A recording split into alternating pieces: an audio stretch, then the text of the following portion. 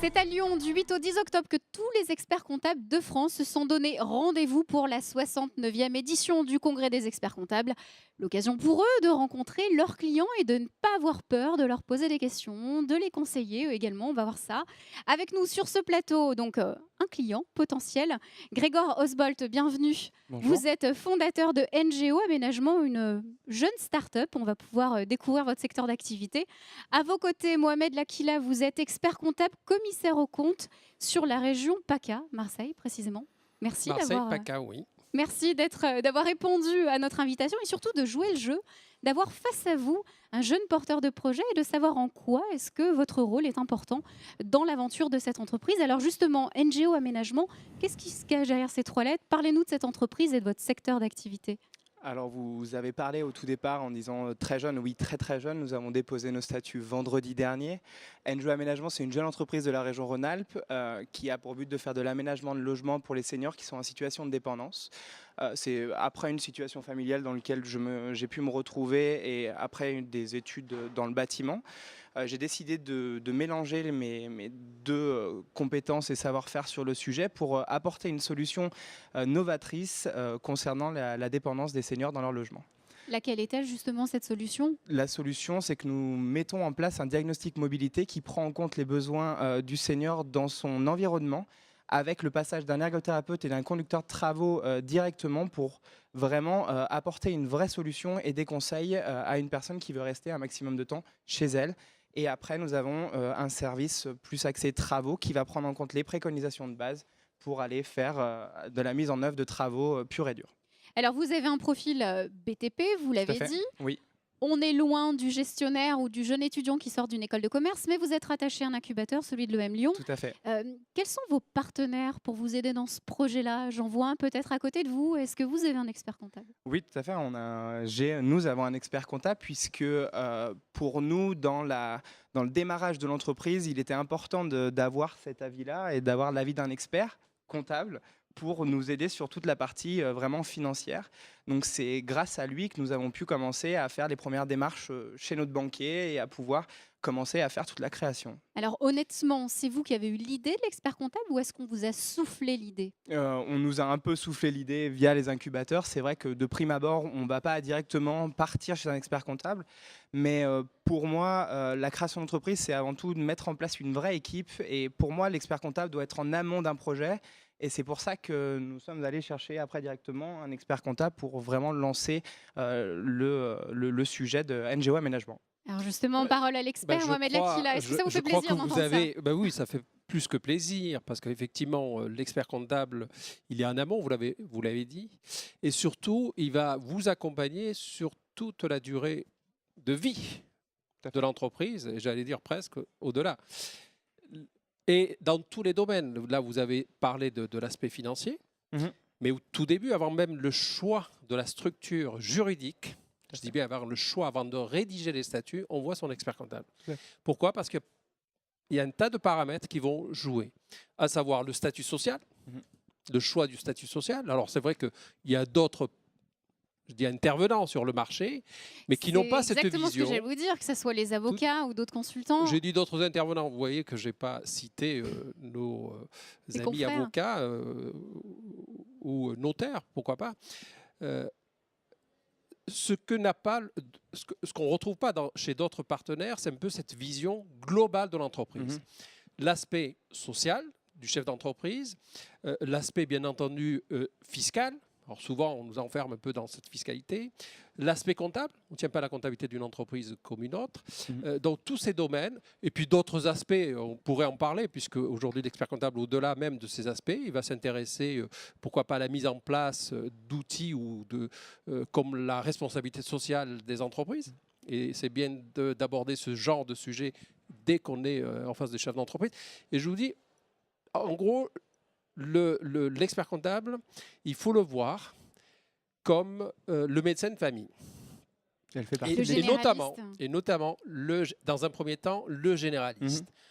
Donc, avant d'aller voir un spécialiste dans une entreprise, parce que lever des fonds, c'est une spécialité, il va falloir de l'accompagnement. C'est l'expert comptable qui va vous orienter, qui va discuter avec d'autres partenaires, avec les banquiers. Ça va être tout le temps cette question qu'il va falloir vous poser à chaque fois que vous avez un contrat à signer.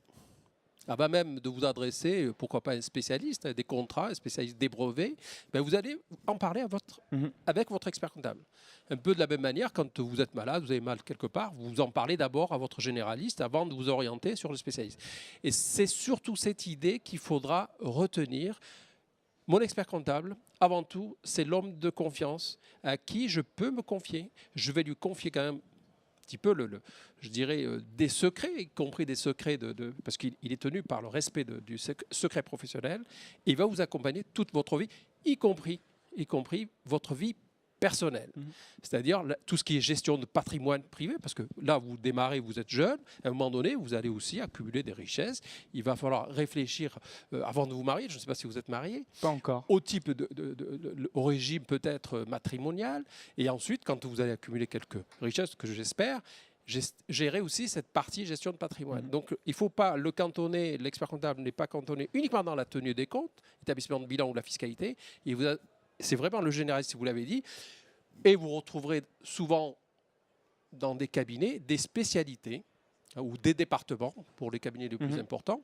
Et on va pouvoir vous accompagner quasiment dans tous les domaines concernant bien l'entreprise, mais je vais plus loin, concernant aussi cette partie cette vie privée. professionnelle. Alors, on va revenir aux jeunes projets. On a été loin dans votre avenir, vous voyez, vous avez plutôt un bel avenir devant vous. Il faut. On va revenir à la start-up qui est en train de se construire. Est-ce qu'il est facile de faire l'économie d'un expert comptable? Parce qu'au début, peut-être que les besoins primaires du chef d'entreprise ne se situent pas peut-être vers vous. Est-ce que vous avez eu, la question s'est posée? Alors la question ne s'est pas posée, mais c'est vrai qu'on nous demande la plupart du temps, que ce soit pour nos prévisionnels, c'est de voir à 1 an, 3 ans et 5 ans, voire même beaucoup plus pour plus tard. Et c'est vrai que de faire l'économie au tout départ d'un expert comptable, pour ma part, c'est pas quelque chose qui m'a traversé l'esprit, puisque pour moi, il fait réellement partie de l'entreprise au démarrage et va nous aider et va être, j'allais dire, plus qu'une boîte à outils pour nous aider à formaliser beaucoup de choses qui nous viennent au fur et à mesure. Est-ce que vous aimez cette idée que M. Lakila a défendue d'un expert comptable qui n'est pas uniquement que comptable, mais qui est expert, collaborateur proche de la vie de l'entreprise? Est-ce que ça, vous l'avez vu tout de suite? Ils sont au courant de ce qui se passe dans les tréfonds de la structure au départ. Donc forcément, oui, c'est important d'avoir vraiment cet aspect transversal. Après, il y a le but dans le montage de l'équipe. L'expert comptable sont, par exemple, dans mon cas, avec toute ma partie juridique, sur le démarchage, sur les contrats, sur ces choses-là, où là, je travaille directement avec les avocats, mais ils se connaissent entre eux et discutent et s'envoient des mails entre eux dans le développement. Donc, oui, c'est très important qu'ils soient en interne ou externalisés, qu'il y ait une vraie équipe soudée autour du projet ou de l'entreprise. Donc je me tourne vers l'expert. Quand on démarre, même si on n'a pas de grands moyens, il ne faut jamais faire l'économie d'un expert comptable? Beaucoup d'entreprises qui démarrent sans expert comptable, malheureusement, disparaissent, j'allais dire, dans quasiment la première année, voire la deuxième. Donc, l'expert comptable, le fait de dire aussi l'expert comptable, c'est un coût. Il faut regarder surtout l'économie, les risques qui sont encourus et tout ce qu'on peut éviter grâce au conseil avisé de son expert comptable. C'est pour ça que je me permets de le redire. On doit lui dire tout, y compris quand on a un projet de discussion très serré sur un brevet, sur quelque chose de très pointu. On pense que ça ne l'intéresse peut-être pas. Oui, l'expert comptable doit être au courant de ça parce que ça aura toujours un impact sur ses comptes, un impact sur ses résultats futurs. Et il a besoin de cette information en amont. Et malheureusement, souvent, on découvre aussi, ça arrive dans les cabinets, qu'on découvre un petit peu les choses quand elles sont signées. Et malheureusement, c'est un peu trop tard. Or, votre expert comptable, il est un peu comme la tour de contrôle qui va vous donner toutes les informations. Vous êtes commandant de bord. J'aime beaucoup ce terme. C'est vous qui pilotez. Mais vous avez besoin d'informations. Alors, pour un pilote dans un avion, il a une tour de contrôle qui va lui donner des informations sur la météo, etc.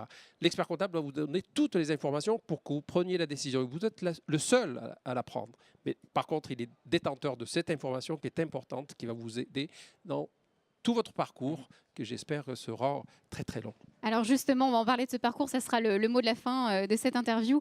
Grégoire Rosbold, qu'est-ce qu'il faut vous souhaiter pour l'avenir, ou du moins comment vous voyez là, les quelques derniers mois qui vont vous amener à 2015? Ce qu'il faut me souhaiter aujourd'hui, c'est de pouvoir continuer à travailler dans le microcosme dans lequel on a pu commencer à mettre en place le projet et aujourd'hui d'éclater vraiment l'entreprise, de pouvoir vraiment démarrer la première commercialisation, les premiers euros de chiffre d'affaires, de pouvoir aller chercher nos premiers bénéficiaires et clients de notre solution.